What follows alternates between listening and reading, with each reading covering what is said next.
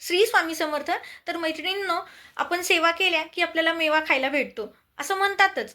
तर त्या सेवा आपल्याला कुणाच्या करायच्यात? तर आपल्या ब्रह्मांड नायकाच्या करायच्यात. कारण सगळ्यात आवडतं पर्व म्हणजे ब्रह्मांड नायकाचा प्रकट दिन, स्वामी महाराजांचा प्रकट दिन. तर आपण प्रकट दिन का म्हणतो?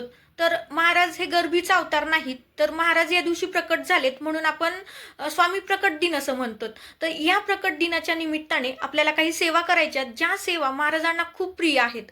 ज्या सेवेमुळे म्हणजे महाराजांना आपल्याला खूप काही द्यावं लागतं असं नाही, तर या सेवाच महाराजांना एवढ्या प्रिय आहेत की या सेवाच्या माध्यमातून हे ब्रह्मांड नायक आपल्याला एवढं काही देतात की आपल्या आयुष्यात कशाचीच उणीव भासत नाही. आपल्या आयुष्यामध्ये सुख समाधान समृद्धी नांदते. कारण जेव्हा ब्रह्मांड नायकाचा वरदहस्त आपल्या डोक्यावरती असतो तर आपल्याला तिथं कशाचीच उणीव भासत नाही. तर त्या सेवा कोणत्या?